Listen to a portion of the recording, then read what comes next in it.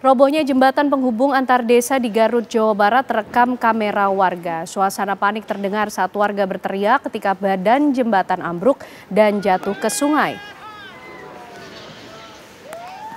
Beginilah pemirsa detik-detik robohnya jembatan penghubung antar desa yang berada di Kecamatan Pendai, Garut, Jawa Barat. Teriakan panik masyarakat terdengar ketika tiang jembatan beserta pondasi terseret luapan sungai Cikaengan, jembatan Cimanisan. Penghubung warga desa Sukanagara menuju desa Toblong ini sudah rusak sejak 10 hari terakhir. Ambruknya jembatan terjadi pada saat hujan deras yang berlangsung Sabtu kemarin. Unsur terkait seperti Badan Penanggulangan Bencana Daerah, Tagana, dan lainnya mengerahkan perahu karet guna akses mobilitas warga pesisir sungai. Sebelum adanya perahu karet, masyarakat sekitar menggunakan rakit bambu untuk menyeberang.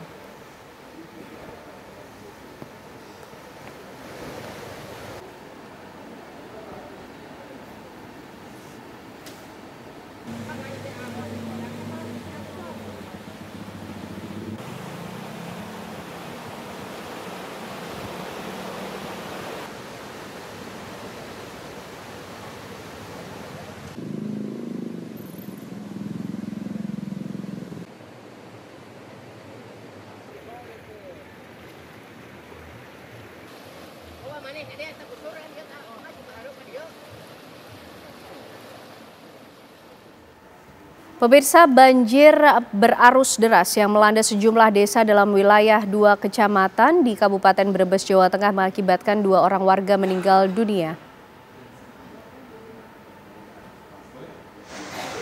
Banjir sore kemarin dipicu hujan lebat yang menyebabkan meluapnya aliran Sungai Kalierang dan Sungai Keruh di bagian selatan Kabupaten Brebes. 2 kecamatan yang terdampak banjir adalah Kecamatan Sirampok dan Kecamatan Bumi Ayu. Data BPBD menyebut banjir melanda 2 desa di Kecamatan Sirampok dan 4 desa di Kecamatan Bumi Ayu. Akibat banjir, sejumlah rumah rusak dan sejumlah kendaraan terjebak genangan air.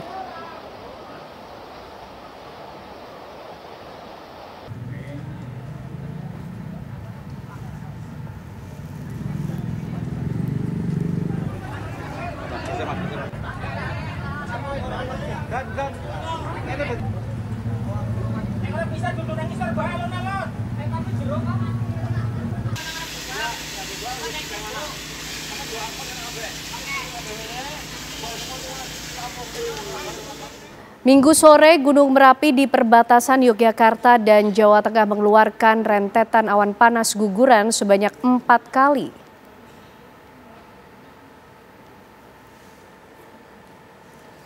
Erupsi ditandai dengan keluarnya awan panas guguran ke arah barat daya di Sungai Kerasak dan Bebeng. BPPTKG mencatat terjadi rentetan awan panas guguran sebanyak 4 kali. Jarak luncurnya antara 1.500 hingga 200 meter. Hingga kini belum dilaporkan adanya dampak dari rentetan erupsi pada Minggu sore tersebut. Saat erupsi terjadi, di lereng selatan Gunung Merapi terjadi hujan yang cukup lebat. Warga diminta mewaspadai terjadinya bahaya lahar di sungai-sungai yang berhulu Merapi. Masyarakat juga diimbau menjauhi daerah bahaya dan mematuhi rekomendasi. Hingga kini tingkat aktivitas Gunung Merapi masih berada di level 3 atau siaga.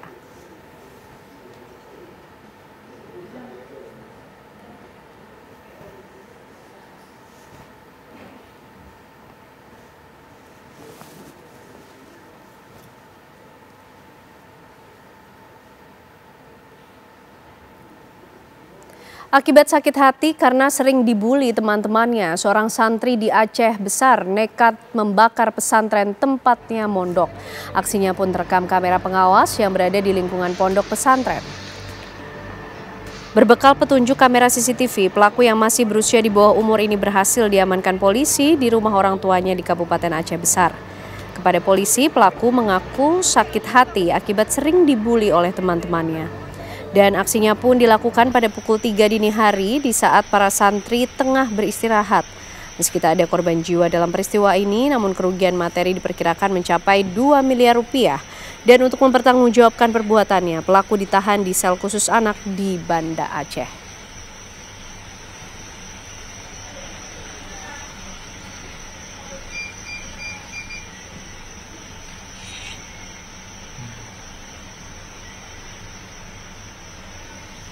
Diduga akibat korsleting arus listrik, sebuah pabrik perabot rumah tangga berbahan dasar plastik di kawasan Pergudangan 8 Kosambi, Kabupaten Tangerang, Banten hangus terbakar.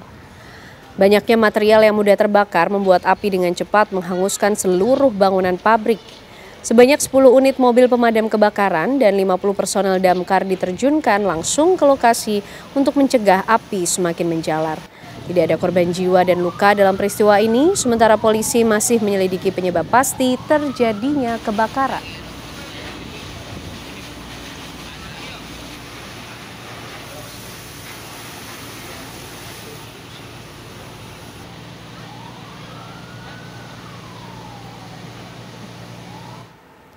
Tim gabungan Resmo Polda Metro Jaya bersama Polres Metro Jakarta Timur amankan satu orang pelaku penembakan hansip hingga tewas di sebuah kapal di Bakauheni, Lampung. Inilah pemirsa detik-detik tim gabungan Resmo Polda Metro Jaya bersama Polres Metro Jakarta Timur yang bergerak cepat ke wilayah Bakauheni, Lampung. Kurang dari 24 jam, petugas gabungan menangkap pelaku berinisial R saat menyeberang ke Lampung menggunakan kapal laut. Saat diringkus pelaku, R yang mengenakan kaos berwarna kuning tidak banyak berkutik. Pelaku R langsung dibawa ke Polda Metro Jaya untuk dimintai keterangan lebih lanjut. Tim gabungan Resmo Polda Metro Jaya bersama Polres Metro Jakarta Timur masih mengejar satu pelaku lainnya dan barang bukti yang digunakan pelaku.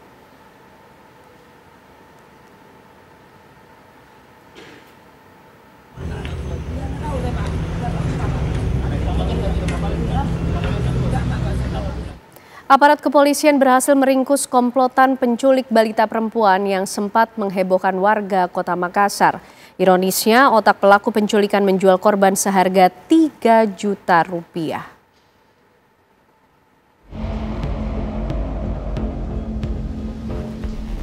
Aparat gabungan Jatanras Polrestabes Makassar dan Polsek Panakukang berhasil meringkus pelaku utama penculikan seorang balita berinisial B di Makassar. Sang eksekutor ditangkap di rumahnya di Jalan Abu Bakar Lambogo, Kecamatan Makassar. Dari hasil pemeriksaan, pelaku mengaku telah menjual balita 4 tahun itu di media sosial seharga 3 juta rupiah. Itu anak-anak kau jual di mana? Sama siapa? Hah? Siapa namanya itu orang? Orang namanya siapa? Berapa kau jualkan? 3 juta, Pak.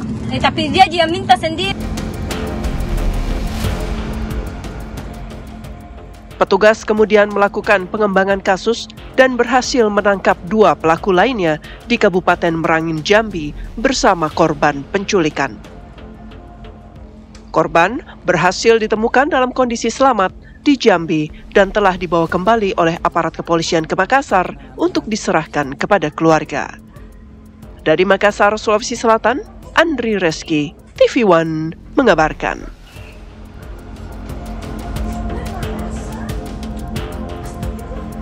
Polrestabes Makassar, Sulawesi Selatan berhasil menemukan bocah 4 tahun berinisial B yang hilang diculik selama sepekan. Korban ditemukan polisi di Provinsi Jambi dalam keadaan selamat. Momen haru terjadi saat keluarga di Makassar melakukan video call dengan bocah 4 tahun yang berada dalam pengamanan tim gabungan Polrestabes Makassar di Jambi. Tangis bahagia pecah saat melihat sang anak dalam kondisi sehat meski masih tampak kebingungan. Sejumlah kerabat dan teman korban pun berdatangan ke rumahnya di Jalan Pelita 2 Makassar. Menurut orang tua, korban ditemukan oleh kepolisian di pedalaman Jambi, Sumatera Selatan atau di pedalaman Jambi, Sumatera setelah 6 hari hilang. Bocah perempuan itu dalam keadaan sehat dan saat ini dipulangkan ke Makassar beserta 3 orang terduga pelaku penculikan.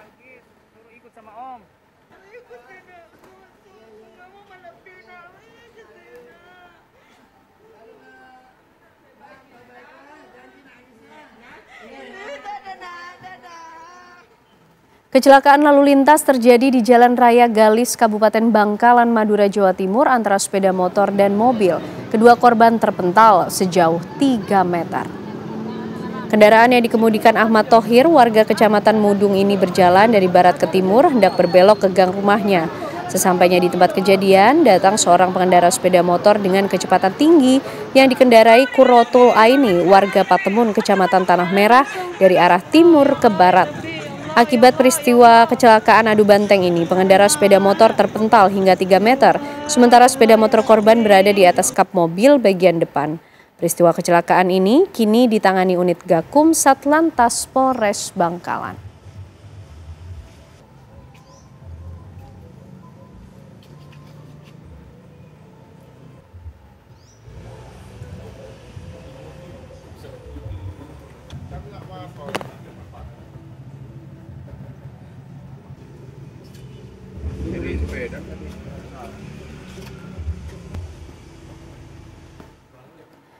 Ya, pemirsa, kami juga akan menghadirkan informasi lain untuk Anda, termasuk informasi penanganan terbaru dari kasus ledakan yang terjadi di SMAN 72 Jakarta. Kami hadirkan informasi selengkapnya untuk Anda usai jeda. Pemirsa, kepolisian terus mendalami insiden ledakan yang terjadi di SMA Negeri 72 Jakarta Utara. Berdasarkan hasil penggeledahan di rumah terduga anak yang berhadapan dengan hukum, polisi menemukan sejumlah barang bukti yang sesuai dengan bukti di TKP.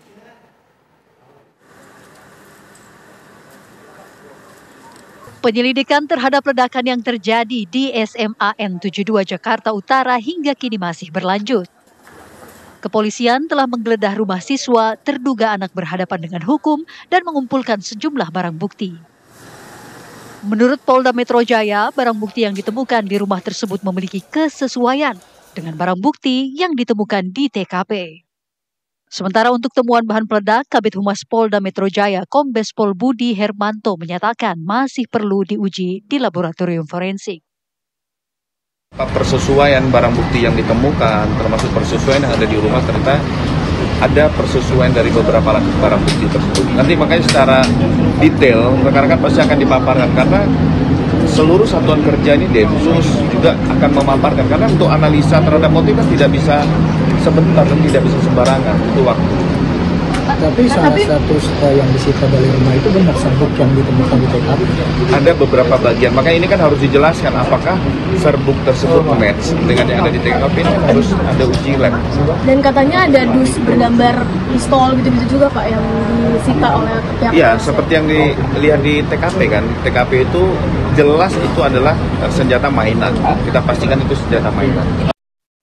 Polisi pun masih mendalami motif di balik ledakan ini.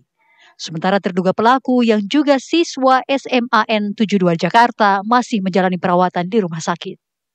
Akibat dari ledakan di SMAN 72 Jakarta, sebanyak 96 orang menjadi korban, dengan 14 orang masih dirawat di Rumah Sakit Islam Cempaka Putih dan 14 di Rumah Sakit Yarsi, serta 1 di Rumah Sakit Pusat Pertamina. Dari Jakarta, Rindi Salsabila, Rashid Hartadi, TV One mengabarkan. Puluhan siswa korban ledakan di SMAN 72 Jakarta masih menjalani perawatan di Rumah Sakit Yarsi dan Rumah Sakit Islam Cempaka Putih. Mayoritas korban mengalami luka bakar dan gangguan pendengaran. Sebanyak 14 siswa korban ledakan di SMAN 72 masih menjalani perawatan intensif di Rumah Sakit Yarsi Cempaka Putih, Jakarta Pusat. Mayoritas korban mengalami luka bakar dan gangguan pendengaran. Seluruh korban yang sebelumnya dirawat di IGD saat ini telah dipindahkan ke unit rawat inap untuk mendapatkan perawatan lanjutan dan observasi intensif. Adapun 1 siswa sudah diperbolehkan pulang dan melakukan rawat jalan karena kondisinya sudah mulai membaik. Sebelumnya pasca ledakan, sebanyak 96 korban ledakan dilarikan ke rumah sakit terdekat, yakni Rumah Sakit Islam Cempaka Putih, Rumah Sakit Yarsi, dan Rumah Sakit Pertamina Jaya.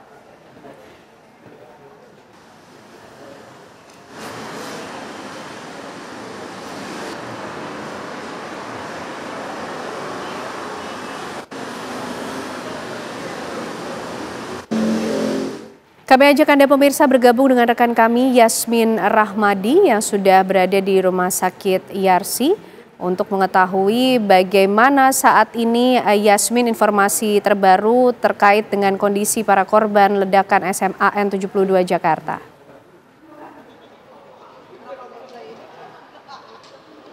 Ya, selamat malam Ken Ana dan juga pemirsa. Benar sekali saat ini kami mengabarkan dari Rumah Sakit Yarsi yang merupakan salah satu rumah sakit tempat dirawatnya korban luka dari ledakan yang terjadi di SMA Negeri 72.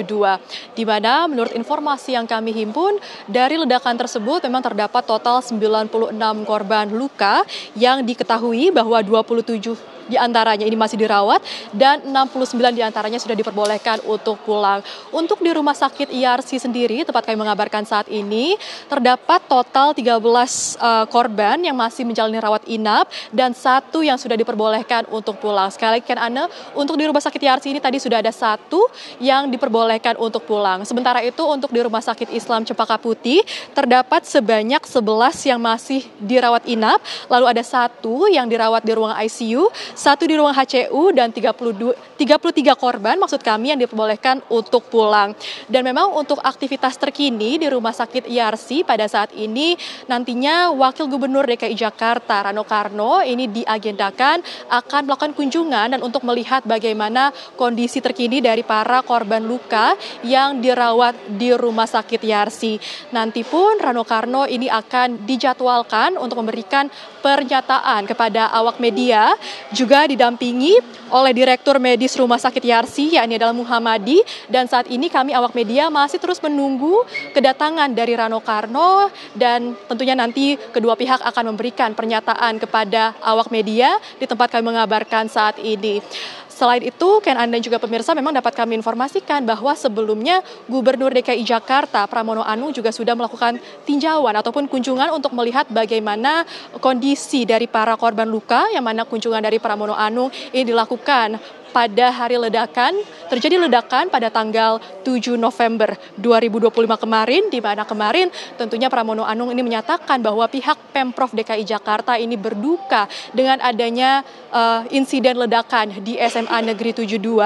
Dan selain itu Pemprov DKI Jakarta ini juga akan hadir dan tentunya bertanggung jawab dengan membiayai seluruh biaya perawatan dari korban luka yang dirawat di ketiga rumah sakit, baik itu di Rumah Sakit Islam Cempaka Putih, Rumah Sakit Yarsi, ataupun Rumah Sakit Pertamina Jaya. Bahkan dikatakan jika ada nantinya korban luka yang membutuhkan untuk menjalani prosedur operasi, ini juga biayanya akan ditanggung oleh pihak Pemprov DKI Jakarta. Nah, jika ditanya Ken Ana dan juga pemirsa bagaimana kondisi dari para korban yang saat ini dirawat di RS Yarsi, dapat kami informasikan bahwa hampir seluruh korban yang dirawat di Rumah Sakit Yarsi ini mengalami gangguan pendengaran begitu dan juga mengalami trauma yang dikarenakan adanya ledakan ataupun tekanan yang terjadi karena ledakan yang terjadi di SMA Negeri 72. Sementara itu, ini juga disampaikan oleh Heni Rusniawati selaku Kepala Bagian Humas dan Pemasaran RS Yarsi yang mengatakan bahwa saat ini RS Yarsi juga mendirikan posko pelayanan di bagian depan dari Rumah Sakit Yarsi, yang mana posko pelayanan ini bertujuan untuk memberikan informasi mengenai kondisi terkini dari para korban luka yang saat ini sedang dirawat di Rumah Sakit Yarsi. Dengan adanya korban-korban tersebut, Ken Ana dan juga pemirsa yang saat ini masih mengalami gangguan pendengaran, lalu juga ada yang mengalami trauma, tentunya pihak dokter juga masih melakukan pemantauan kepada para korban tersebut dan juga tentunya para korban dari ledakan di Rumah Sakit Yarsi ini juga masih menjalani perawatan intensif. Selain itu, Ken Ana dan juga pemirsa, memang informasi yang dapat kami sampaikan pada hari ini juga tadi dilakukan kunjungan dari Menteri Sosial Saifullah Yusuf, di mana tadi kunjungan dari Saifullah Yusuf ini dilakukan di Rumah Sakit Islam Cempaka Putih, tepatnya pada pukul 12.40 siang waktu Indonesia Barat. Dan tadi menurut informasi dari Menteri Sosial dikatakan bahwa hampir seluruh korban yang dirawat di Rumah Sakit Islam Cempaka Putih ini mengalami luka bakar, yang mana ini merupakan luka ringan hingga sedang. Meski demikian, bisa dikatakan pemirsa bahwa saat ini para korban ini juga sudah menunjukkan progres yang cukup positif. Artinya seluruh korban yang dirawat baik itu di Rumah Sakit Islam Cempaka Putih maupun di Rumah Sakit Yarsi, tempat kami mengabarkan saat ini sudah dalam keadaan yang stabil dan juga menunjukkan progres yang positif. Untuk sementara itu kami kembalikan ke studio, Ken Ana. Terima kasih Yasmin Rahmadi mengabarkan dari Rumah Sakit Yarsi, Jakarta. Ya, pemirsa, kami masih memiliki informasi lain untuk Anda, di mana Menteri Perlindungan Perempuan dan Anak Arifatul Fauzi meninjau SMAN 72 Jakarta Sabtu sore pasca ledakan pada Jumat lalu. Sementara itu, Menteri Sosial Saifullah Yusuf menjenguk para korban di Rumah Sakit Yarsi Jakarta Pusat. Pemerintah menegaskan komitmen mendampingi korban melalui rehabilitasi sosial.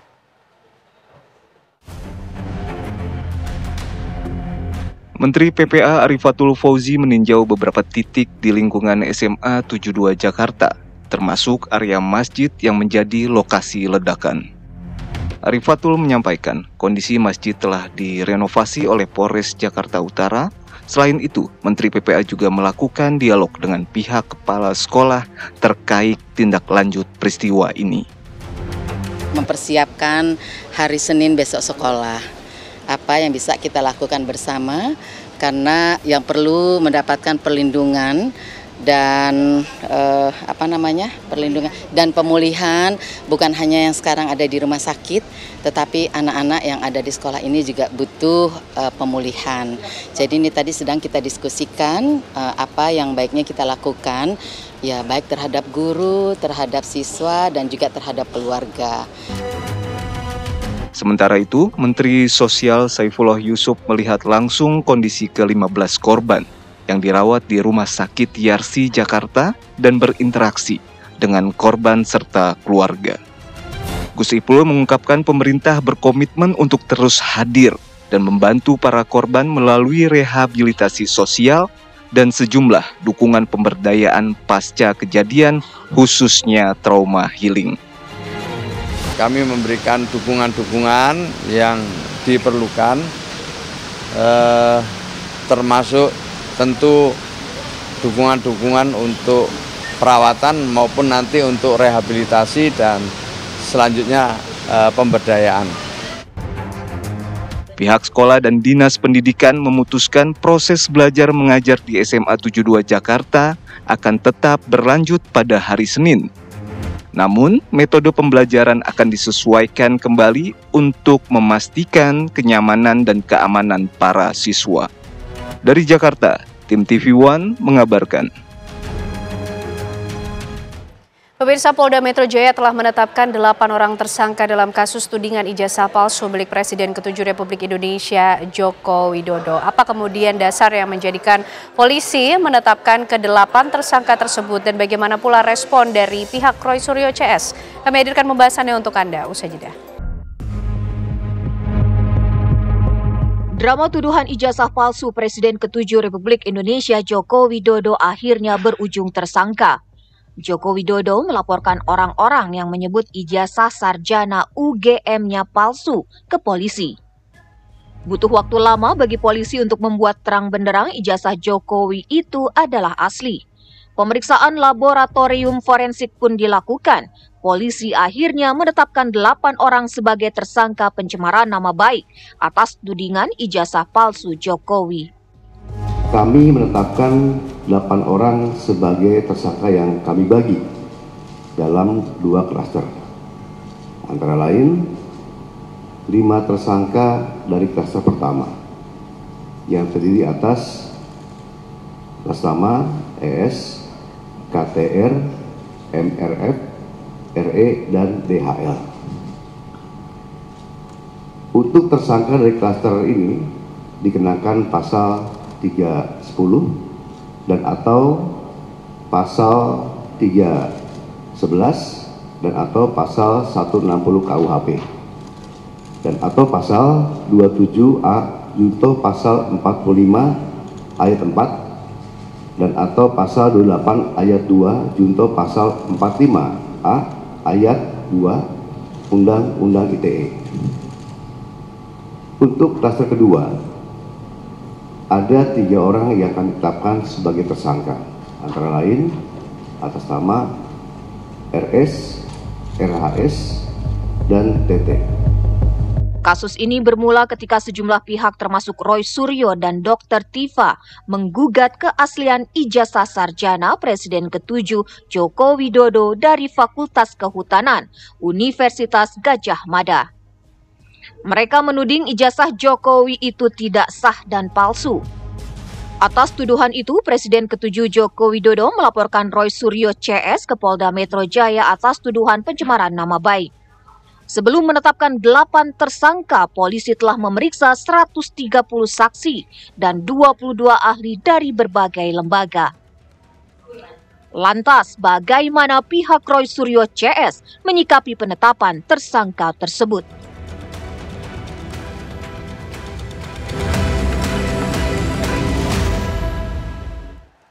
Ya, pemirsa, Polda Metro Jaya ini telah menetapkan 8 orang tersangka dalam kasus tudingan ijazah palsu milik Presiden ke-7 Republik Indonesia Joko Widodo. Apa kemudian yang menjadi dasar polisi menetapkan ke-8 orang tersangka ini dan bagaimana pula respon dari pihak Roy Suryo CS? Kami akan menghadirkan pembahasan yang seru tentunya malam hari ini bersama dengan sejumlah narasumber yang sudah hadir di Apa Kabar Indonesia Malam. Ada Bang Azam Khan, kuasa hukum dari Roy Suryo. Selamat malam, Bang. Assalamualaikum. Waalaikumsalam. Terima kasih sudah hadir malam hari ini dan juga hadir bersama kita ada pakar hukum pidana Universitas Indonesia, Bang Aristo Pangaribuan. Selamat malam, Bang Aristo. Selamat malam. Sehat ya, Bang? Sehat. Sehat. Ya, baik. Dan juga hadir bersama kita ada dari pelapor nih, Sekjen Peradi Bersatu, Bang Ade Darmawan. Apa kabar, Bang Ade? Selamat malam. Sehat. Sehat ya, Bang ya? Alhamdulillah. Alhamdulillah. Waalaikumsalam. Bang Azam, mungkin merespon apa yang kemudian sudah diumumkan oleh pihak kepolisian. 8 orang menjadi tersangka dalam kasus ini. Gimana, Bang Azam? Sebelum masuk ke situ, begini. Seharusnya seperti Kapolda itu tidak memberitakan soal bahwa 8 tersangka, kira-kira begitu ya. Mereka mengedit. Bagaimana, Bung? Belum ada proses perkara ini berjalan, kok dibilang mengedit? Itu kan nggak tepat itu. Padahal kalau memang bicara mengedit, editan yang mana ditunjukkan? Itu kalau harus fair menyampaikan. Saya nggak ngerti Pak Asep ini sebagai jenderal karena baru atau apa, saya nggak tahu. Mungkin belum terima masukan dari anak buah, saya nggak tahu juga ya mungkin. Ya itu hak juga sih, silahkan. Terus yang kedua juga secara etis saya sampaikan. Selama ini saya melihat proses tindak pidana itu jarang sekali ya kalau tidak pidana biasa seperti inilah ya, krimum ini ya. Kapolres itu langsung menyuarakan kepada publik, apalagi ini Kapolda, bahwa ini harus, kenapa sih serahkan aja sama Kombes saja, gak usah Kapolda yang artinya menyampaikan. Tapi secara substansi penetapan tersangkanya gimana responnya, Bang Azam? Saya urut dulu, itu saya kira agak sumir. Kenapa saya katakan sumir? Karena menurut Pak Desam itu, kalau tidak keliru Brigjen dia, Humas, bahwa dari 12 terlapor awalnya ada 1 yang belum terperiksa, yaitu Egy Sujana, karena sakit, Bang Egy ya. Nah kita melengkapi itu dia. Lah belum ada pemeriksaan, dipaksakan sekarang 8 tersangka. Jadi harusnya ada pemeriksaan terhadap iya dulu, dong, satu Egy Sujana dulu. Iya, yang kedua, equality before, ya harusnya apa yang kita ajukan ahli diterima dulu untuk diperiksa. Gitu loh. Memang tidak ada yang diterima, Bang? Ya, belum ada pemeriksaan apa-apa. Oke. Nah, untuk mengimbangi maksud saya, setelah ahli dari kita yang kita ajukan diperiksa, baru silahkan digelar. Nah, setelah digelar, mungkin muncullah 8 orang sebagai tersangka. Masih oke. Tapi ini juga sentilan bagi Kapolda. Jadi jangan bilang mengedit. Nggak ada yang diedit itu. Kalau mau bicara diedit, pertama kali ya Sandi itu, yang dari PSI itu, yang mengupload. Ya itulah yang harus diperiksa dan diproses. Nah, sekarang kalau bicara edit yang mana? Siapa yang mengedit gitu loh ya. Jadi menurut Bang Azam, apa poin yang membuat penetapan ke-8 orang tersangka ini tidak pas oleh pihak kepolisian? Iya dong, karena apa? Tidak ada keterbukaan. Jadi jangan pokoknya. Jangan asal, gitu loh ya.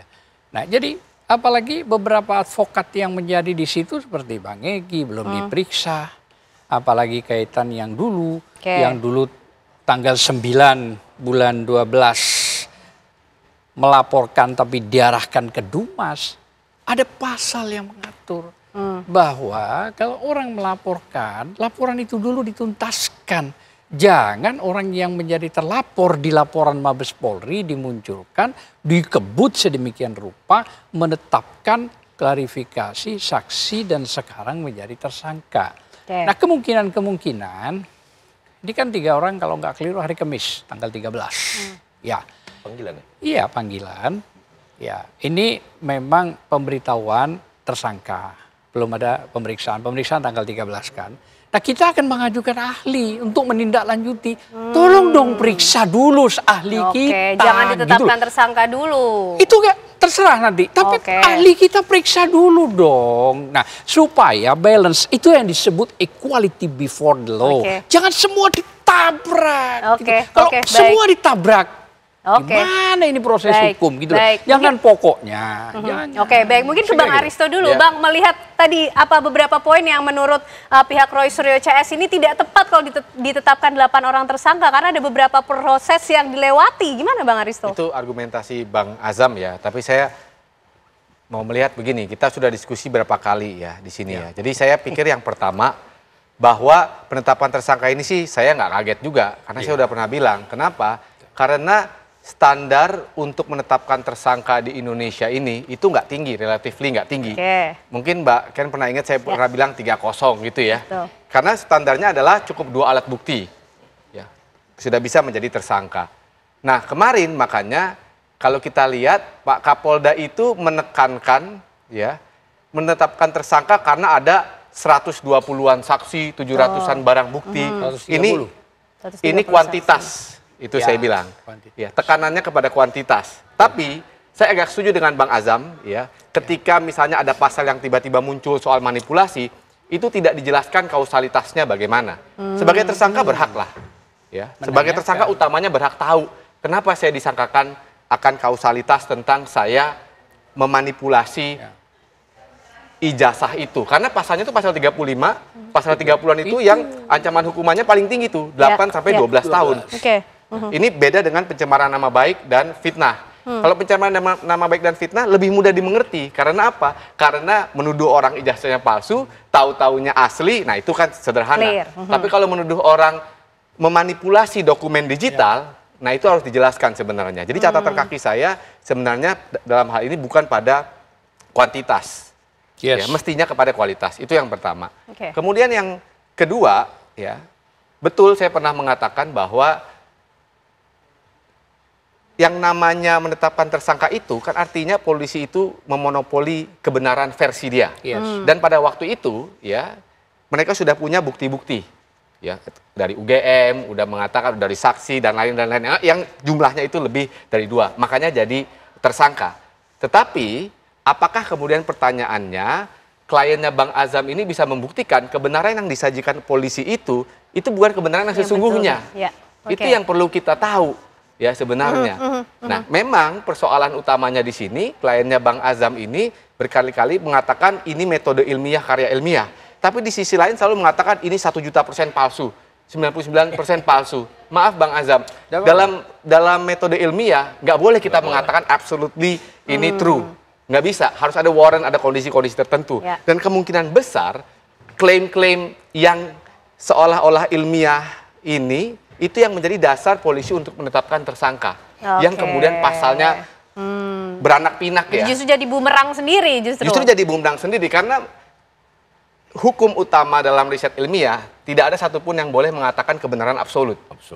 Itu hukum dasar. Apalagi kliennya Bang Azam ini mengaku belum pernah lihat juga ijazahnya kan. Nah tapi memang kalau soal pasal manipulasi digital itu harus dijelaskan. Karena ini apakah analisa itu merupakan manipulasi atau tidak manipulasi. Makanya tadi saya berikan catatan kaki, tolong dong jangan jelaskan kuantitas 130, 700, enggak. Jelaskan kualitasnya apa yang disebut unsur dengan memanipulasi harus itu. Harus sampai ke sana penjelasannya. Harus sampai ke sana. Kalau tidak bisa disampaikan ke publik, mungkin Kapolda tidak mau terlalu teknis ya, walaupun kasus ini jadi konsumsi publik, menurut saya perlu juga disampaikan ke publik, tapi paling tidak setidak-tidaknya harus disampaikan ke kliennya Bang Azam. Kenapa begitu? Oke, sebentar Bang, tapi sebelum ke Bang Azam, ke Bang Ade dulu. Bang Ade termasuk pihak yang tidak kaget dengan penetapan 8 orang tersangka ini? Oh iya, jelas. Jadi memang tahapan ya. Pihak penyidik tuh, kepolisiannya itu kan itu melalui tahapan. Jadi tahapan-tahapannya itu harus dilalui memang dari lidik, sidik, kemudian BAP tersangka dan lain-lain sebagainya itu pasti arahnya ke situ. Apalagi seperti yang Bang Aristo bilang bahwa terpenuhi 2 alat bukti cukup, itu sudah bisa. Kemudian dalam perjalanannya ada pasal 35. Pasal 35 itu kan delik umum sebenarnya, bahwa polisi juga bisa menerapkan itu di dalam pemeriksaan yang terjadi. Artinya gini Mbak, kita melihat bahwa ada penelitian yang timbul, terus apakah terjadi manipulasi data di situ? Tentu, kalau kita cerdas melihatnya gini, manipulasi data yang dimaksud mungkin ya, saya cuma berasumsi ini, itu adalah ketika dia membandingkan sesuatu yang dia dapat di ruang publik ataupun yang difoto oleh Mabes Polri, kemudian di situ ditampilkan bahwa ini loh, diperlihatkan stempelnya aja nggak lewat, ada di belakang foto. Ini termasuk manipulasi atau tidak? Ini yang perlu kajian menurut Bang Aristo tadi. Apakah itu bisa dibuktikan di pengadilan bahwa itu terjadi manipulasi data yang seolah-olah salah, seolah-olah tidak benar. Sementara Puslap 4 sendiri sudah mengkoreksi dari analog. Nah kalau dikatakan tidak pernah ditunjukkan, saya nggak sepakat Mbak. Pada saat diperiksa di Mabes Polri, itu kan ditunjukkan tuh. Walaupun tidak secara fisik ya, tetapi foto yang dipangku oleh Bapak Insinyur Joko Widodo itu kan kelihatan tuh. Nah saya rasa ijazah sama saja, cuman terjadi memang manipulasi data, kemudian kalau saya lihat informasi yang diberikan itu berasa olah-olah otentik, bukan otentik benar, tetapi otentik palsu. Itu bunyi pasalnya di 35. Gitu. Nah itu, sehingga itu mungkin penyidik mengembangkan di situ laporan itu ya, karena dia termasuk bukan delik aduan ya. Jadi, baik. Ada pihak yang tidak kaget, tapi ada pihak juga yang merasa ini belum pas kalau ditetapkan sebagai tersangka karena tadi masih mengejar proses pembuktian dari kualitas itu tadi soal manipulasi atau editing itu ya, Bang Azam ya. Tapi ditahan dulu, Bang. 60 detik tadi diminta, saya akan beri lebih, tapi usai jeda ya, Bang ya. Kami kembali untuk Anda pemirsa.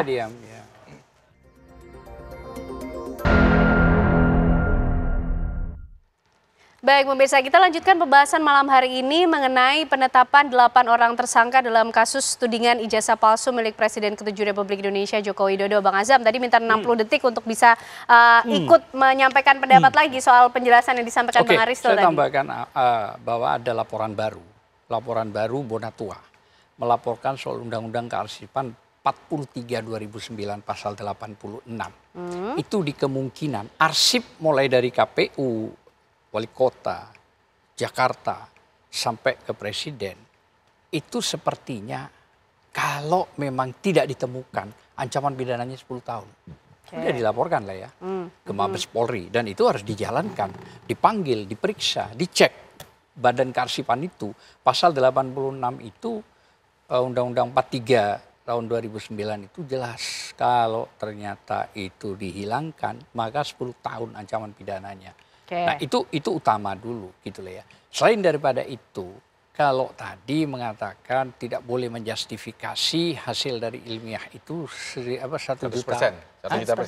juta persen kan begitu. Nah itu menyampaikan apa beratnya kita minta untuk diberitahu. Ada gelar perkara khusus. Ada gelar perkara khusus. Di gelar perkara khusus 1 lembar saja tidak ditunjukkan. Padahal yang hadir para jenderal. Yang hadir ada Kompolnas, ada Komnas HAM, ada Ombudsman kalau nggak keliru. Tidak ditunjukkan? Tidak ditunjukkan. Hasilnya apa tidak ada. Nah, kalau beliau kan tidak ikut. Yang ikut ada 8 orang dari lawyernya Jokowi, Presiden, mantan. Nah, saya yang mengajukan surat justru udah yang ini aja masuk, udah silakan masuk. Saya bilang nggak apa-apa, saya nggak ikut. Setelah itu saya tanya, tidak ada hasil di meja itu ditunjukkan, padahal gelar perkara khusus. Ini institusi negara. Lalu yang ditunjukkan apa, Bang? Ketemu face to face. Ketemu face to face cerita. Ketemu face to face. Yang diperdebatkan justru tidak dihadirkan. Tidak jelas. Nah, padahal kita minta. Nah, itu kalau ya, saya counter dari ini yang cerita tadi. Kalau ilmiah yang dikatakan tidak bisa dijustifikasi 1 juta persen, bagaimana? Sekarang kembali kepada pokok. Kita hanya minta, ingatlah, di KIP, informasi publik, keterbukaan, pasal 18 ayat 2, pejabat publik wajib jika rakyat minta. Nah, wajib. Apa beratnya? Misalnya, untuk ditunjukkan. Saya tanya Mbak Ken, dia nggak sarjana. Saya bilang, ini sarjana gue. Mungkin si Ken lebih cepat, lebih bagus gitu loh kalau kita tunjukkan gitu loh. Gak usah nunggu bertahun-tahun, kira-kira begitu. Bahwa menjustifikasi diri Ken, benar kuliah. Kita menghormati Presiden Joko Widodo. Kita menghormati kalau benar gitu loh ya. Bahkan saya bilang kepada klien, gimana kalau itu benar? Kalau benar, kita menghormati cukup dengan pencemaran nama baik. Benar itu kan memang 310, 311. Oke lah ditarik pasal 27, pasal 45, oke lah. Yang jadi masalah pasal berapa? Pasal 160 menghasut. Siapa yang menghasut? Menghasut itu dalam putusan MK itu sudah jelas harus terjadi fisik. Boleh tanya. Pasal pencemaran rela Bang? Jadi rela. Oh rela. Clear kan? Oke. Clear. Nah, tapi yang menjadi masalah ketika ini pasal sebuah menghasut. kejujuran seorang advokat yang tidak boleh berbohong. Ya. Menyampaikan, kalau sampai itu masalah misalnya ke-310 pencemaran sama fitnah, clear, kita terima. Dan saya sampaikan kepada klien-klien kita, you harus terima itu. Siap. Kalau benar itu, tapi harus dibuktikan. Tapi kalau begitu sudah ada pasal 160 kita mencari. Kalau pasal 160 itu penghasutan, siapa yang dihasut dan terjadi fisik. Itu yang dimaksud tidak ada. Apalagi pasal 32 diedit. Gitu loh. Misalnya kacamata Pak Jokowi di ijazah diganti Ray-Ban. Diganti model kayak Rambo. Itu tidak boleh. Itu benar. Kena. Baik. Pasal 35 juga sama begitu. Baik. Bang Adi siapa? Jadi siapa yang menghasut? Ini kalau pasal soal menghasut 160 sebenarnya enggak loh. Kalau kita di pihak terlapor itu selalu begitu Mbak. Jadi apapun yang terjadi di dalam fakta penyidikan itu selalu akan seperti itu. Kita harus punya dalil untuk bisa keluar dari pasal yang lebih besar ancaman hukumannya. Tetapi apapun itu, kita tidak bisa menafikan setiap pengembangan penyidikan yang ada. Bahwa kemudian didapatkan temuan ada pasal yang dilanggar, misalkan katakanlah 35, ya. Manipulasi dengan cara bahwa bibirnya ini nggak sesuai, itu kan sudah memanipulasi sebenarnya. Artinya itu yang harus kita lihat bahwa jangan kita berkonsentrasi memilih-milih nih 310 311 aja ya biar nggak ditahan, kan itu persoalannya sebenarnya. Tetapi apapun itu ya kita ikuti. Kalau harapan saya sih ya bahwa semua prosedur tahapan itu dilewati oleh penyidik. Yaitu termasuk mungkin dilakukannya penahanan kan itu harapan kita. Bahwa kenapa kami katakan seperti itu? Karena aku melihat gini Mbak, bukannya jerak, tidak ada rasa jerak di sini. Bahwa kemudian ada penetapan tersangka ini saya yakin betul makin menjadi juga. Jadi memang efek jerat terhadap hukum itu bahwa ini adalah demokrasi selalu, walaupun itu adalah pelanggaran hukum telak gitu loh, selalu mengatasnamakan demokrasi, ruang publik dan lain-lain sebagainya. Ini tidak akan kapok. Memang harus tahapannya dilewati. Bang Azam begitu, tidak kapok kan semakin menjadi-jadi. Bukan soal bahasa kapok nggak kapok, kita rela kalau barang itu ada.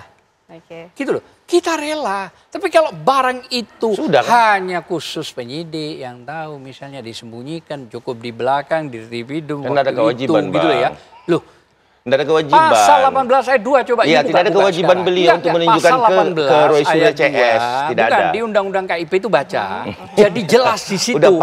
Pejabat publik dipilih rakyat, dibiayai rakyat, digaji rakyat, dapat fasilitas dari rakyat. Rakyat yang minta masa nggak mau. Harus melalui sidang ke KIP. Anda digaji di sini. Sekarang Anda kerja di sini, digaji di sini, makan dari sini. Misalnya pihak TV One minta KTP-nya, terus Anda nggak mau ngasih, yang benar dong. Ini konteksnya pejabat publik, pejabat publik. Dan itu diatur di undang-undang itu KIP itu pasal 18 ayat 2. Dibuka aja, dibaca saja, dipublikasikan kalau perlu. Jadi harus ditunjukkan. Lalu bagaimana? Dan bahkan didukung oleh pasal 105 bukan pasal 105 undang-undang di putusan MK bahwa pejabat publik itu boleh dikritik. Maknanya ya sudah namanya pejabat publik fasilitasnya ini boleh dikritik, sangat boleh dikritik, tapi tidak boleh terus dikritik ngawur melaporin. Oke, baik. Oke, coba kita tanya ke Bang Aristo soal bagaimana bukti dihadirkan. Ini kayaknya sudah come to an end, tapi balik lagi ke belakang nih Bang. Karena ada pihak yang kemudian merasa oke rela kok kalau buktinya ada kan sejarah. gitu. Kan itu harus kronologi berjalan. Ya betul. Oke, baik Bang Azam ditahan. Bang Aristo sekarang giliran yang menjelaskan mengenai itu. Bagaimana kemudian posisi itu tadi Bang, barang bukti dihadirkan. Tadi Bang Aristo juga bilang kuantitasnya sudah begitu banyak. Atau seperti apa Bang Aristo? Oke, gini. Soal ijazah itu ya, apakah perlu ditunjukkan atau tidak, gitu ya.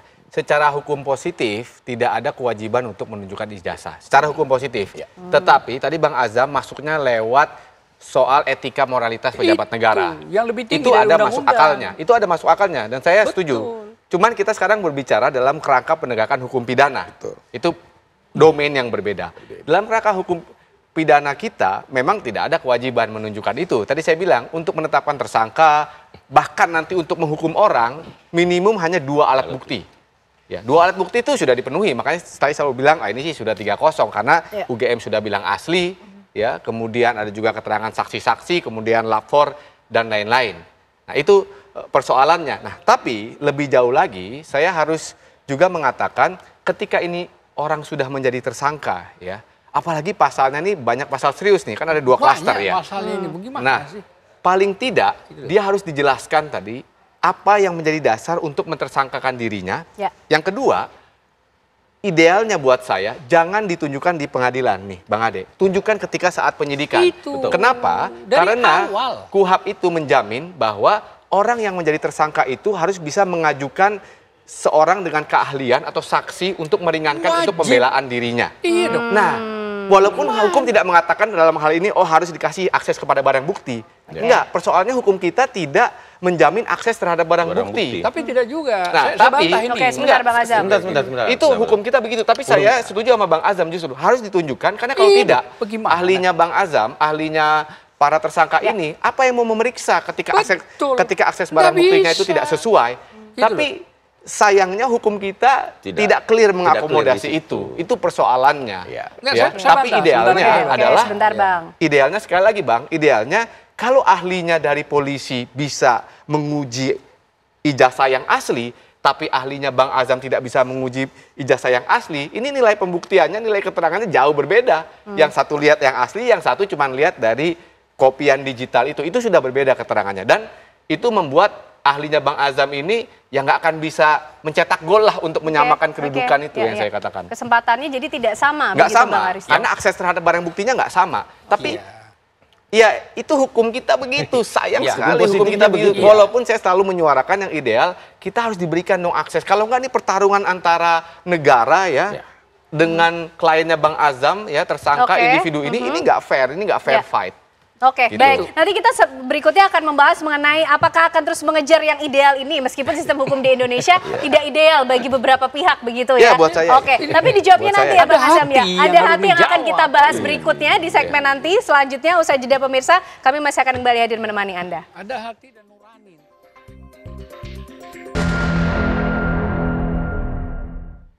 Baik, kita lanjutkan pembahasan malam hari ini. Bang Ade, sesuai dengan judul kita, Roy Suryo CS jadi tersangka.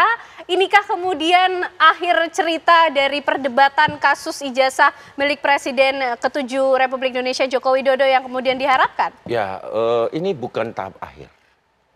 Bahwa ini penetapan tersangka ini kemudian masih memerlukan tahapan-tahapan.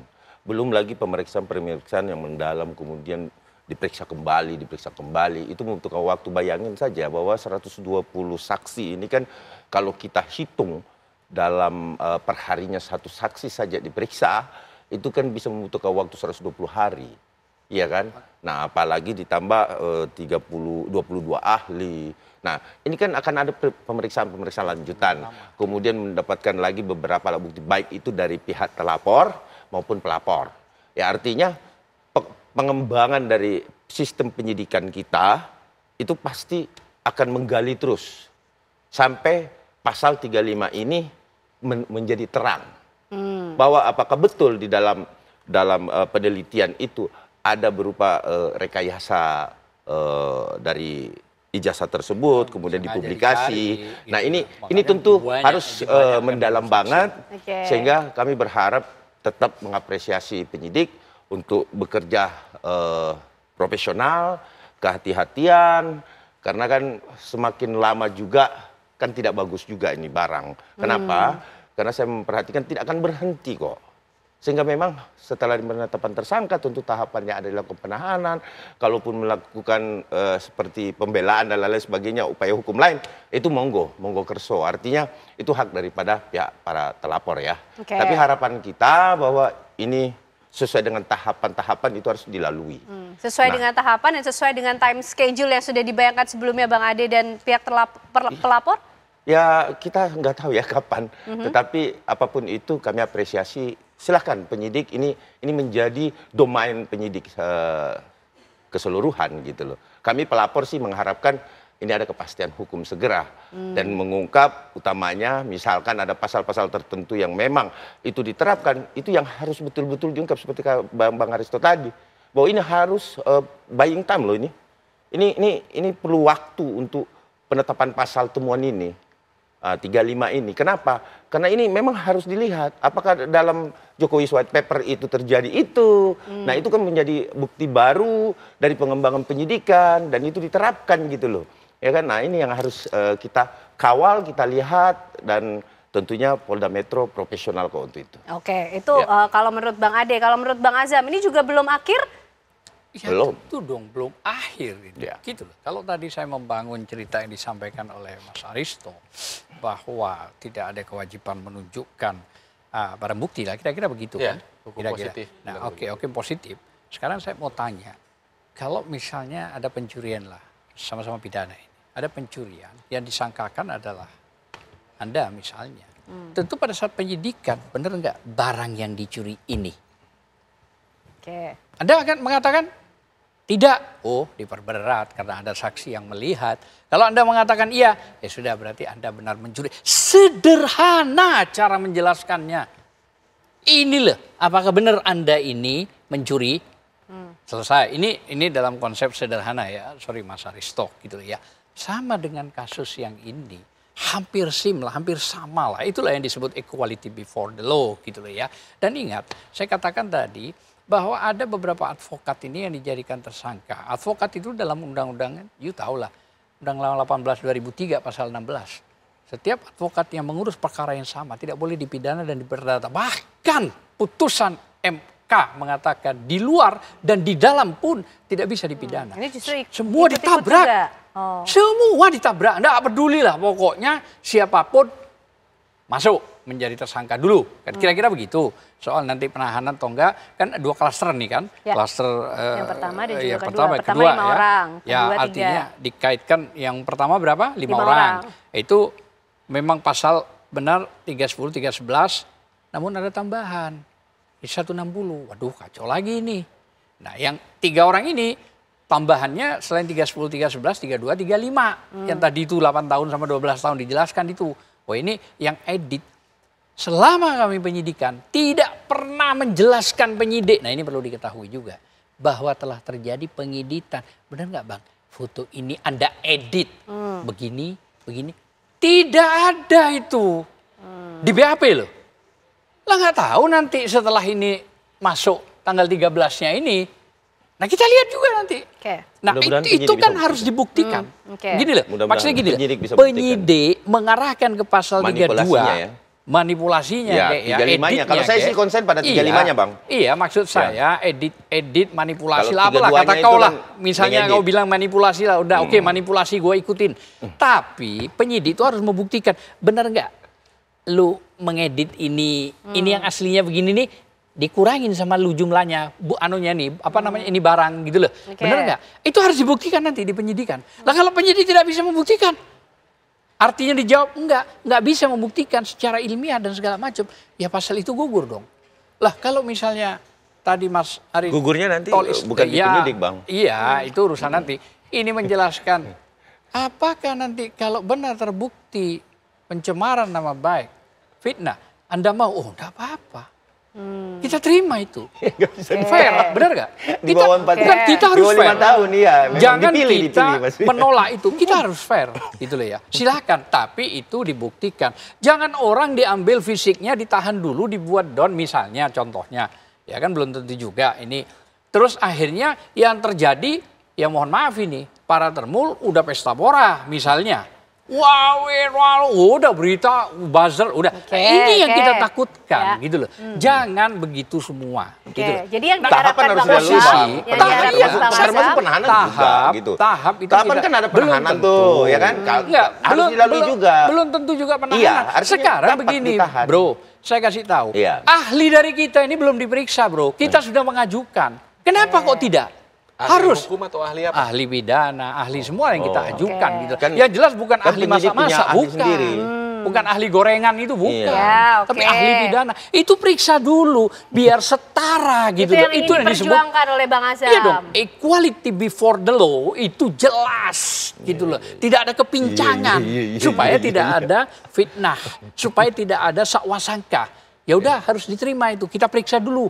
Nah setelah diperiksa diajukan juga gelar, benar kan? Oke. Itu maksud saya, setelah itu gelar, apa hasilnya publikasikan karena ini sudah terviralkan. Oke, baik. Bang Aristo, artinya di sini polisi masih punya beban pembuktian dan juga tadi melakukan proses penyidikan atau memberikan akses menghadirkan saksi ahli. Seperti apa Bang Aristo? Dan bagaimana pula kasus ini mencapai kepastian hukumnya Bang? Supaya ada kata selesai itu.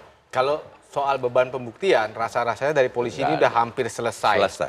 Sudah hampir selesai. Kenapa? Dari polisi lah ya. Iya betul. Oke, baik. Kenapa? Benar Bang Azam, Karena ya polisi sudah mendeklar penetapan tersangka. Ini pasti hati-hati. Betul. Sudah pasti, apalagi perkara publik besar begini. Nah, kehati-hatian mereka itu kan dalam rangka tadi memenuhi standar minimum alat bukti tadi yang fokusnya kepada kuantitas. Nah kemudian yang kedua, tadi betul ada kuantitas. Betul, ada hak dari kliennya Bang Azam ini untuk mengajukan saksi, untuk mengajukan ahli. Tapi apakah itu bisa changing the game atau merubah peta permainan? Enggak. Very unlikely lah. Ya, tapi very unlikely. Bukan jangan ditafsirkan begitu juga dong. Sebentar, berikan kesempatan. Iya, sebentar, giliran Bang Aristo dulu. Very unlikely. Kenapa? Karena ketika polisi sudah mendeklar tersangka, dia sudah punya kesimpulan. Kalaupun ini praktek yang terjadi ya, kalaupun kliennya Bang Azam mengajukan periksa ahli ini, periksa saksi ini, sadly itu hanya seperti formalitas belaka aja. Karena kesimpulan itu sudah diambil terlebih dahulu. Itu harusnya tidak. Oke, itu yang pertama. Yang kedua, saya mau mengulang lagi penjelasan saya tentang bagaimana sih memahami kasus ini nih secara sederhana. Jadi gini, yang pertama kita ini kan bicara soal kebenaran ijazah. Ya, sekarang ada dua pihak, ada pihak dari kepolisian, ada pihak dari kliennya Bang Azam. Nah, polisi ini dia itu diberikan oleh undang-undang untuk melakukan monopoli kebenaran. Dalam tanda petik monopolinya. Monopoli kebenaran melalui yang namanya Undang-Undang Hukum Acara Pidana. Nah, di situ di Hukum Acara Pidana dikatakan, untuk menetapkan tersangka kamu harus punya bukti yang cukup. Dikasih tahu apa itu bukti yang cukup. Nah, itu prosedur. Dan dalam kerangka ini, bukti yang cukup itu, saya sudah selalu katakan, sudah dipenuhi oleh polisi ini. Karena dasarnya tadi kuantitas. Kuantitas cuma 2, polisi bilang, saya punya udah meriksa 100 lebih. Sudah lebih jauh, lebih banyak. Nah, sekarang, ya tugasnya Bang Azam ini adalah bagaimana mengatakan monopoli kebenaran yang dilakukan oleh penegak hukum itu berbeda dengan kebenaran sesungguhnya. Itu kata kuncinya. Karena mungkin di dunia hukum kebenaran yang didefinisikan oleh otoritas itu berbeda dengan kebenaran aslinya. Itu namanya rekayasa kasus. Nah, sekarang tugasnya Bang Azam ini berat.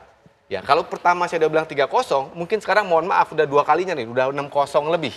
Ya jangan dijustifikasi itu nggak bagus juga. Bukan, ini sederhana. Itu seolah-olah menjustifikasi, tapi paling tidak begini, memberatkan posisi, harusnya Anda netral gitu loh. Jangan menjustifikasi karena kalau tidak kita sudahi saja diskusi malam hari ini. Sebentar ya, gini.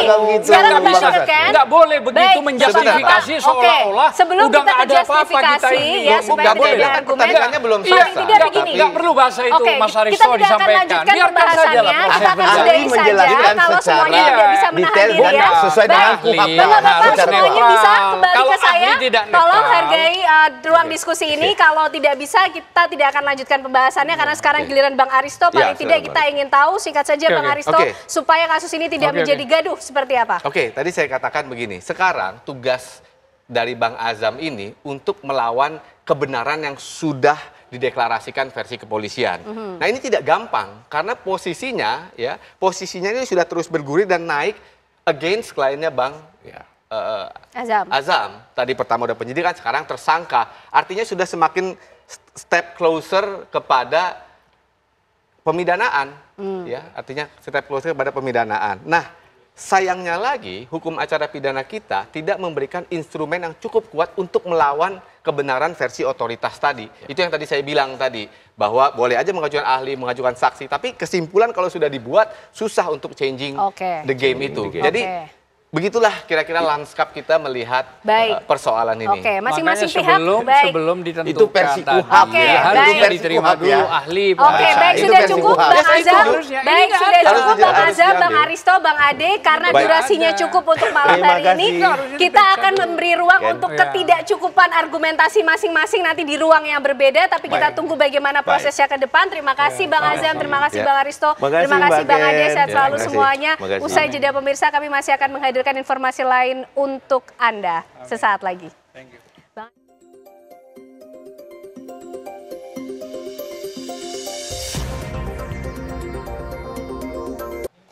Ya, pemirsa, Presiden Prabowo Subianto memanggil sejumlah menteri dan kepala Badan Kabinet Merah Putih ke kediamannya di Kertanegara, Jakarta Selatan sore ini.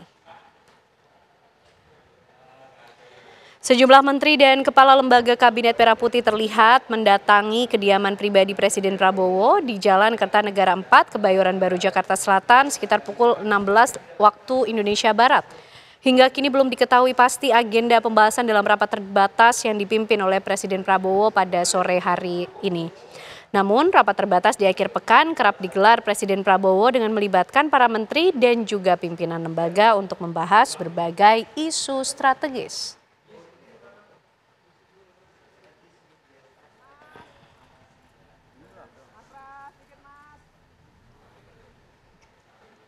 Komisi Pemberantasan Korupsi menetapkan Bupati Ponorogo Sugiri Sancoko sebagai tersangka dalam kasus dugaan suap promosi jabatan dan proyek di lingkungan Pemkab Ponorogo. Selain Bupati Ponorogo, KPK juga menetapkan 3 tersangka lainnya dan menyita uang suap dalam kasus tersebut.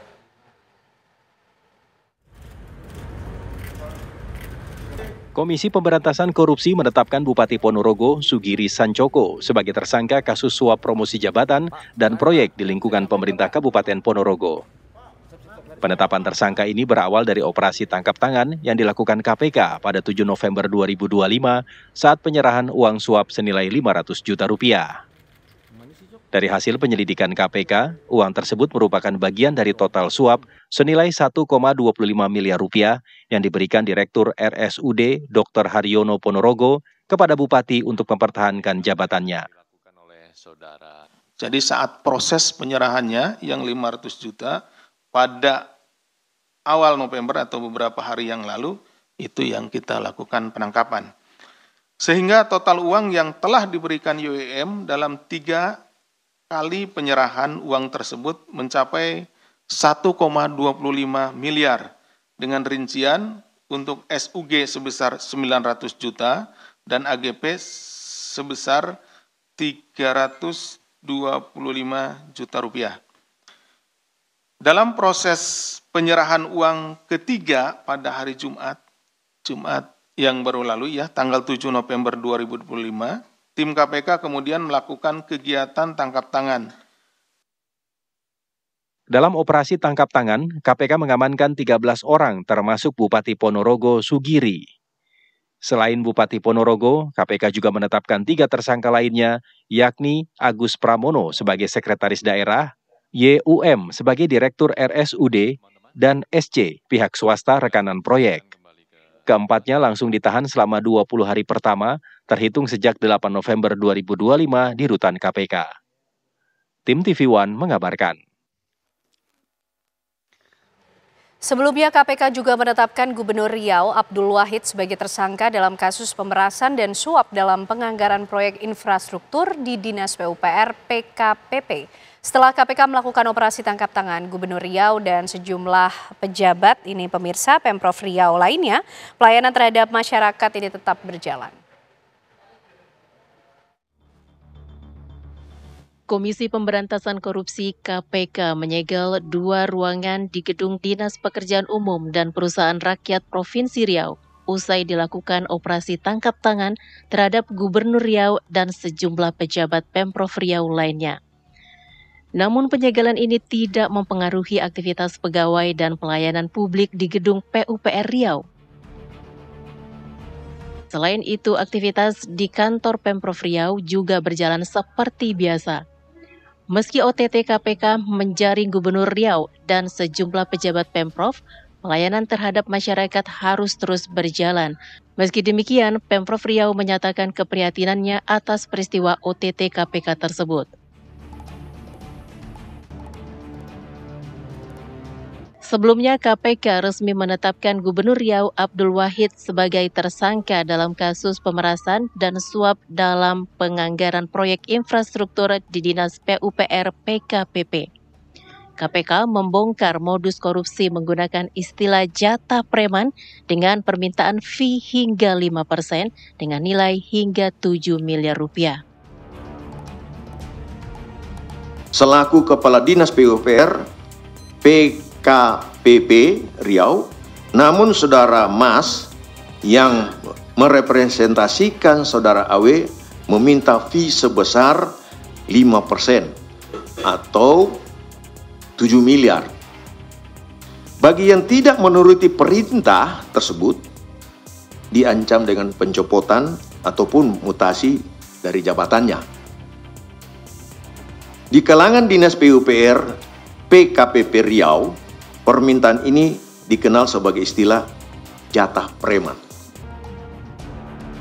KPK juga menyita uang tunai dalam bentuk rupiah, dolar Amerika, pound sterling yang jika dikonversi rupiah lebih dari 1,6 miliar. Tim TV One mengabarkan. Jenazah Muhammad Farhan, pemirsa, dan Reno Syahputro Dewo telah diserahkan kepada pihak keluarga untuk dikebumikan. Sebelumnya jenazah keduanya ditemukan di salah satu bangunan di Kuitang, Senen, Jakarta. Usai disemayamkan di rumah duka di kawasan Rawabadak Utara, Koja, Jakarta Utara, peti jenazah Muhammad Farhan dibawa dengan kendaraan ambulans Rumah Sakit Polri menuju ke TPU Budi Dharma, Semper Timur, Jakarta Utara. Muhammad Farhan dimakamkan di TPU Budi Dharma, Semper Timur. Suasana duka mengiringi prosesi pemakaman.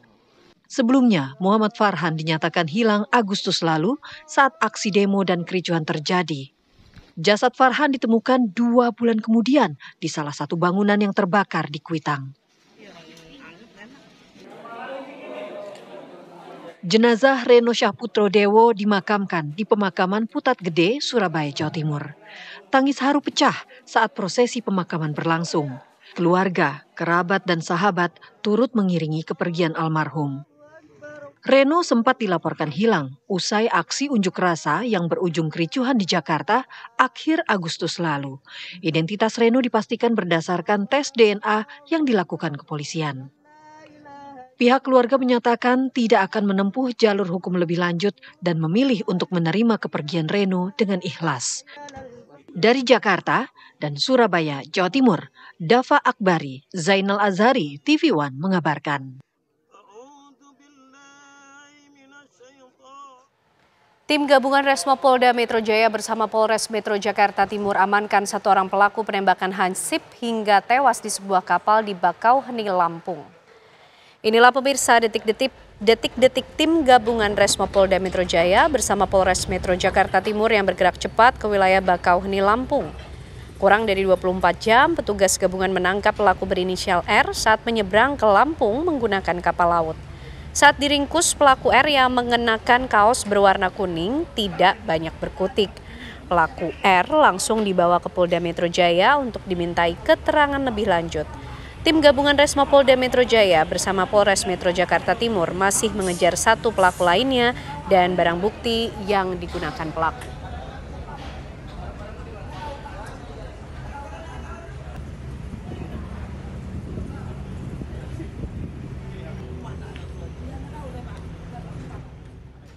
Bilkis Ramdhani, balita berusia 4 tahun yang sempat dinyatakan hilang selama sepekan akhirnya ditemukan dalam keadaan sehat. Dari pengakuan pelaku, korban hendak dijual seharga 3 juta rupiah melalui media sosial.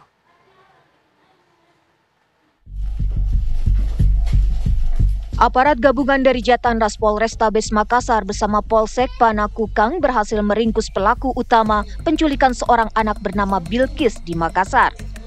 Sang eksekutor ditangkap di rumahnya di Jalan Abu Bakar Lambogo, Kecamatan Makassar. Dari hasil pemeriksaan, pelaku mengaku telah menjual bocah 4 tahun itu seharga 3 juta rupiah.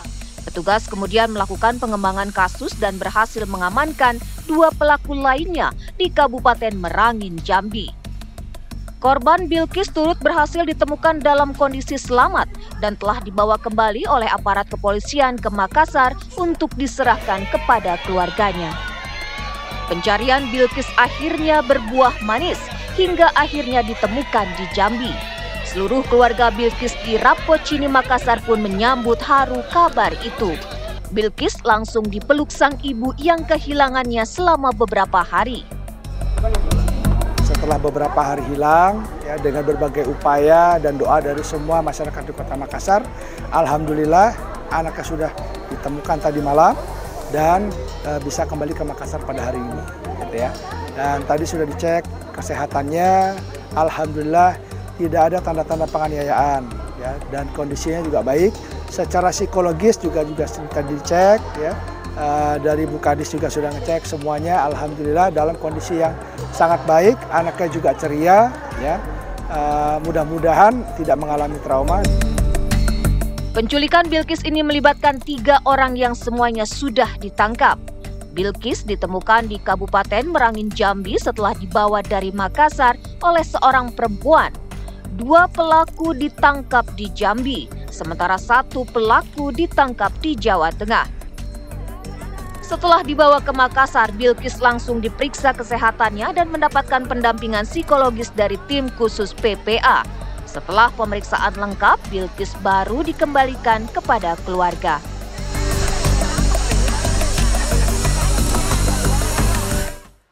Kita ke informasi mancanegara, pemirsa. Zionis Israel menggempur Lebanon bagian selatan. Agresi militer ini melanggar gencatan senjata yang disepakati tahun lalu. Jet tempur Zionis mengebom wilayah selatan Lebanon. Israel mengklaim mengincar infrastruktur pejuang Hizbullah. Menurut para Zionis, Hizbullah berusaha membangun kembali kapasitas perangnya. Namun bom justru menghantam sejumlah bangunan sipil, membunuh sedikitnya seorang warga sipil. Zionis menggempur Lebanon meskipun sudah tercapai gencatan senjata tahun lalu setelah saling serang antara militer Zionis dan pejuang Hizbullah yang didukung Iran. Warga Lebanon khawatir Israel akan gencar menyerang, terutama karena pemimpin Israel mengancam akan bertindak jika pemerintah Lebanon tidak melucuti senjata Hizbullah.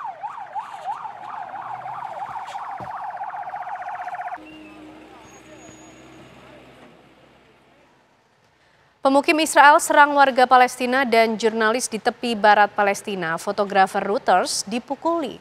Kekerasan yang dilakukan pemukim Israel kian meningkat pasca panen zaitun. Kekerasan terjadi di dekat desa Beita, tepi barat Palestina. Sekitar 50 pemukim bertopeng menyerang sekelompok warga Palestina, aktivis dan jurnalis yang berkumpul untuk panen zaitun. 2 jurnalis Reuters termasuk di antara korban yang terluka dalam serangan brutal pemukim Israel. Mereka diserang dengan menggunakan tongkat dan batu besar. Saksi mata termasuk aktivis Israel, Jonathan Polak, mengatakan fotografer Reuters, Ranin Sawafta, dipukuli dan dilempari batu saat ia tergeletak di tanah. Insiden ini menggarisbawahi lonjakan serangan pemukim Israel selama musim panen zaitun. Laporan PBB hari Jumat menunjukkan serangan pemukim Israel mencapai 264 kali pada bulan Oktober, angka bulanan tertinggi sejak 2006.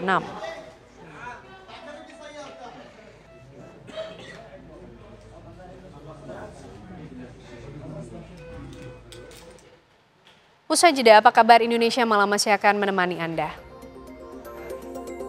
Robohnya jembatan penghubung antar desa di Garut, Jawa Barat rekam kamera warga. Suasana panik terdengar saat warga berteriak ketika badan jembatan ambruk dan jatuh ke sungai.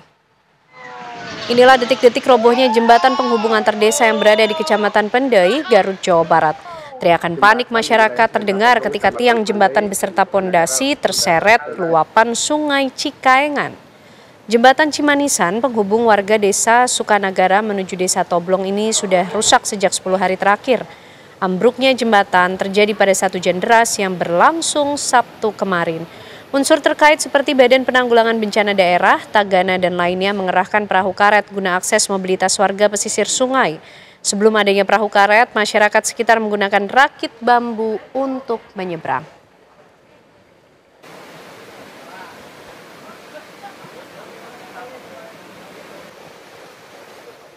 Pemirsa, banjir berarus deras yang melanda sejumlah desa dalam wilayah 2 kecamatan di Kabupaten Brebes, Jawa Tengah mengakibatkan 2 orang warga meninggal dunia. Banjir sore kemarin dipicu hujan lebat yang menyebabkan meluapnya aliran Sungai Kalierang dan Sungai Keruh di bagian selatan Kabupaten Brebes. 2 kecamatan yang terdampak banjir adalah Kecamatan Sirampok dan Kecamatan Bumi Ayu. Data BPBD menyebut banjir melanda 2 desa di Kecamatan Sirampok dan 4 desa di Kecamatan Bumi Ayu. Akibat banjir, sejumlah rumah rusak dan sejumlah kendaraan terjebak genangan air. Pasca banjir bandang, petugas damkar bersama warga membersihkan material lumpur di sejumlah titik yang sempat tergenang banjir bandang. Hingga saat ini, banjir di Kecamatan Sirampok dan Bumi Ayu masih terus dilakukan pembersihan material lumpur. Total korban jiwa dalam bencana ini ada 3 orang, 2 orang terbawa arus deras banjir dan 1 orang tersengat aliran listrik saat banjir terjadi.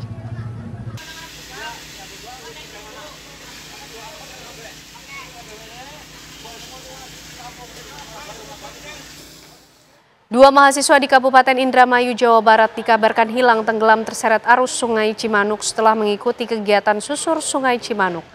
Upaya pencarian yang dilakukan oleh warga setempat hingga kini belum membuahkan hasil. Hal ini dikarenakan arus bawah Sungai Cimanuk masih deras. Korban tenggelam Muhammad Lana Wiratno dan Agung mahasiswa Politeknik Negeri Indramayu. Awalnya 7 mahasiswa melaksanakan kegiatan pelatihan susur sungai menggunakan perahu karet. Saat melintas area bendung karet, bangkai perahu yang ditumpangi para mahasiswa terseret ke pusaran air.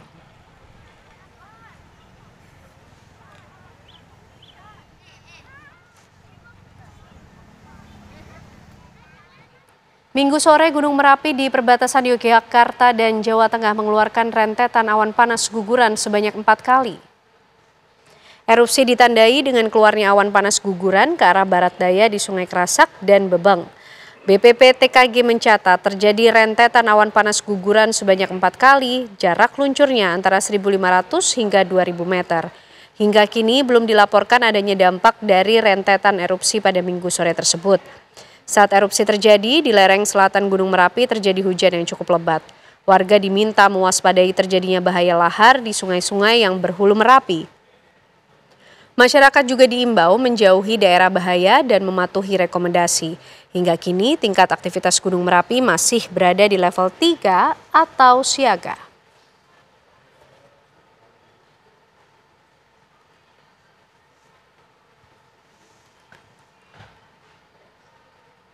Diduga akibat korsleting arus listrik, sebuah pabrik perabot rumah tangga berbahan dasar plastik di kawasan pergudangan 8 Kosambi, Kabupaten Tangerang, Banten hangus terbakar.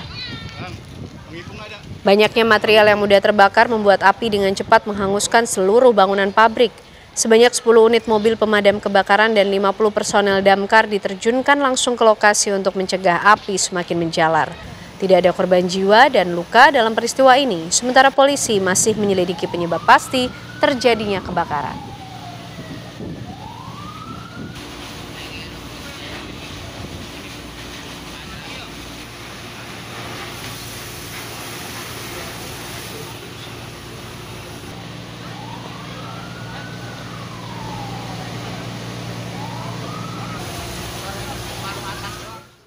Sakit hati karena sering dibully teman-temannya, seorang santri di Aceh Besar nekat membakar pesantren tempatnya mondok. Aksi nekatnya itu terekam CCTV yang ada di pesantren dan polisi telah menangkap terduga pelaku.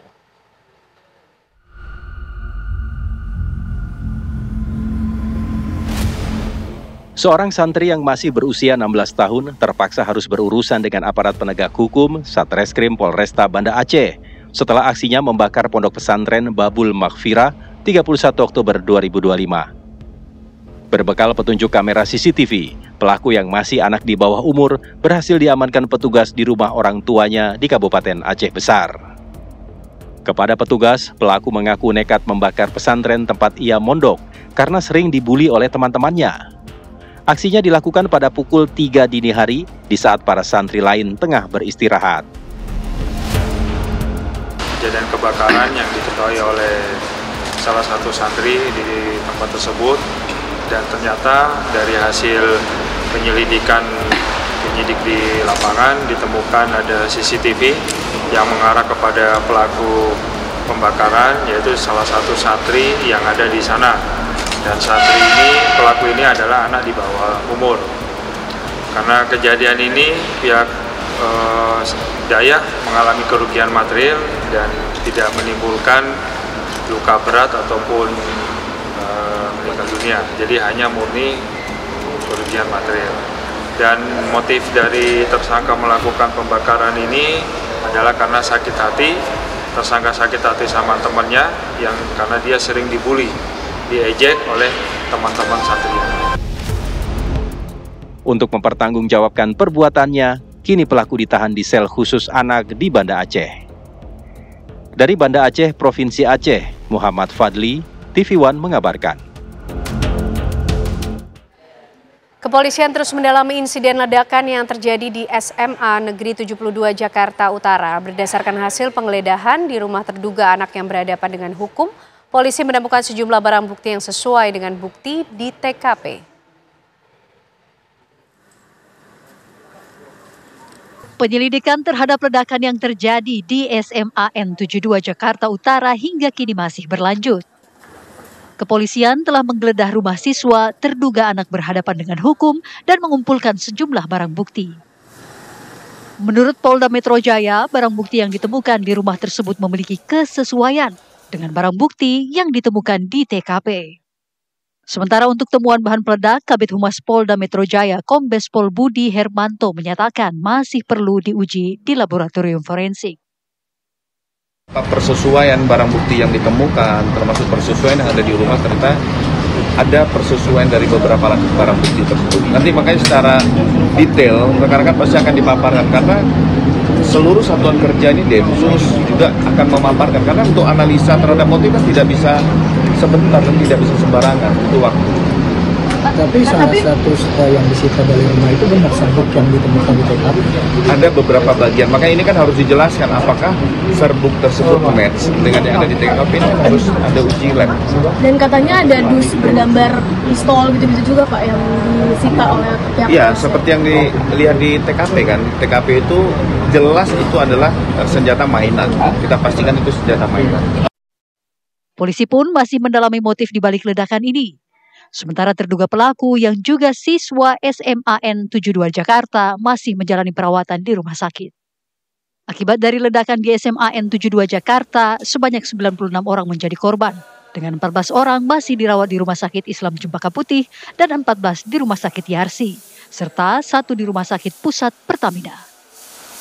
Dari Jakarta, Rindi Salsabila, Rashid Hartadi, TV One mengabarkan. Seorang pria di Kabupaten Tulang Bawang, Lampung tewas ditikam temannya sendiri akibat melakukan pelecehan terhadap istri pelaku. Pria bernama Arif Rodian berusia 27 tahun ini ditemukan tewas bersimbah darah di halaman rumah warga. Polisi yang tiba di lokasi pun langsung mengevakuasi korban ke rumah sakit penawar Medika dan langsung melakukan olah tempat kejadian perkara. Tak berselang lama, polisi berhasil mengamankan pelaku bernama Sahat Naibaho yang merupakan teman korban. Dari hasil pemeriksaan sementara, terungkap pelaku mengaku nekat menikam korban akibat dipicu emosi lantaran melihat istri pelaku dilecehkan oleh korban yang pada saat itu sedang berada di kedai lapo milik pelaku. Saat ini pelaku masih menjalani pemeriksaan intensif di Mapolsek Banjar Agung. Sementara itu jenazah korban langsung dibawa ke rumah duka untuk dimakamkan usai dilakukan visum.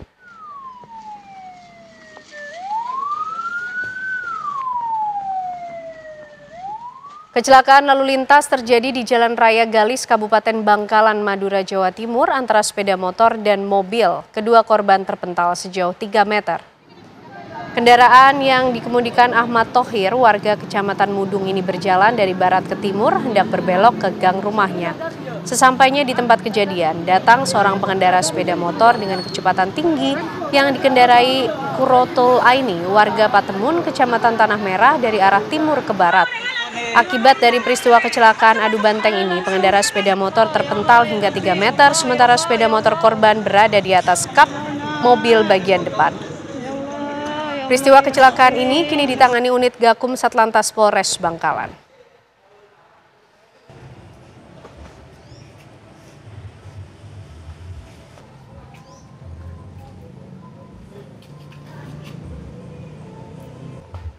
Informasi tersebut pemirsa sekaligus mengakhiri kebersamaan kita di Apa Kabar Indonesia malam hari ini. Saya Ken Ana dan teman-teman yang bertugas di Apa Kabar Indonesia malam pamit undur diri. Terima kasih, selamat malam, sampai jumpa.